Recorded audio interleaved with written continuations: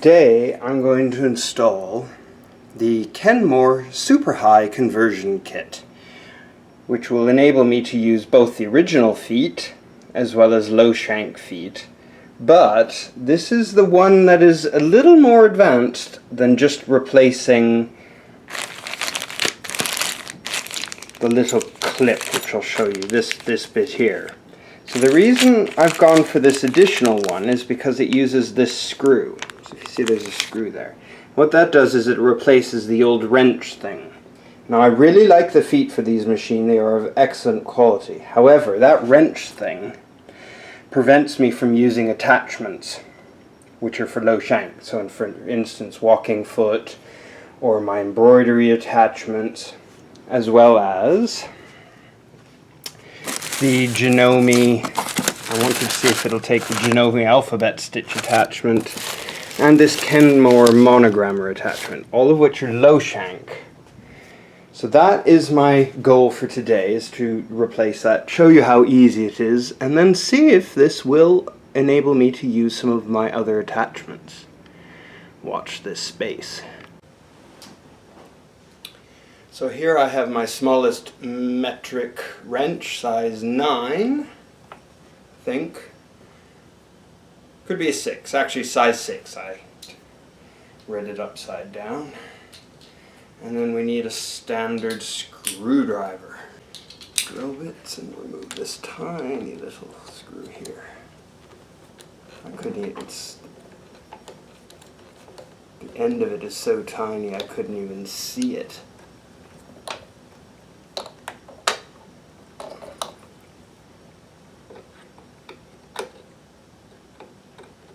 Thought it was just a pin, not an actual screw. Amazing, really. Oop. So let's put this away safely. Okay. Now we should be able to unwind this with it. There we go. Now we're getting somewhere. Okay. So that's come out. So that was easier than I thought. Just, you know, follow the instructions. They do come in handy. According to the instructions, we have to be very careful with this part to not cross-thread the screws, which is understandable. So we'll start it with my fingers. And according to this, what it says is the first time you do this, it'll be a little tight, which is by design.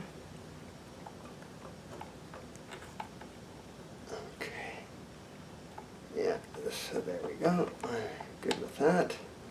So what I'll do is I'll just loosen this back up, and now we can connect put this on. Okay, that went in nicely. Now I just need to do this.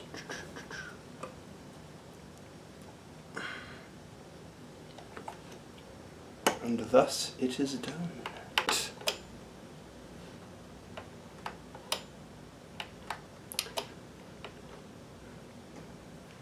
But it isn't in contact with all of the feed dogs.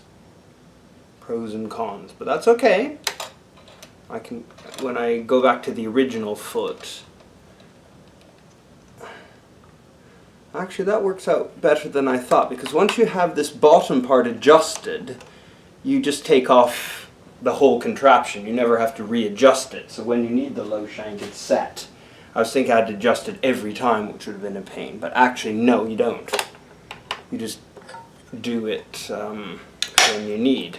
So it's perfectly in center now, which means I should, all being well, be able to use the low shank attachment. So that will be part 2. Now it's essentially a low shank machine. Let's see what happens.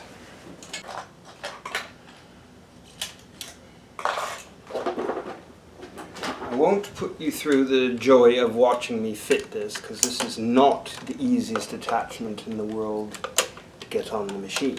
Oops. Starting by putting it backwards first.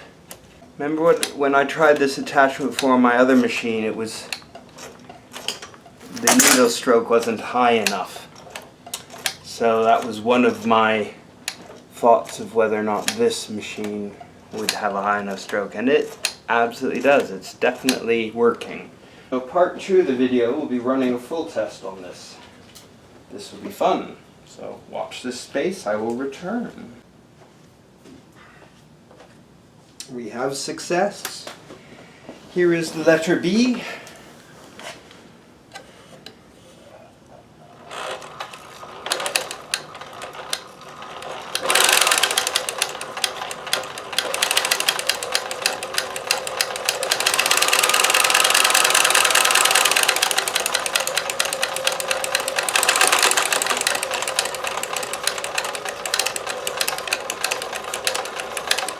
So unfortunately this doesn't work in all instances, and the reason is because of that shape.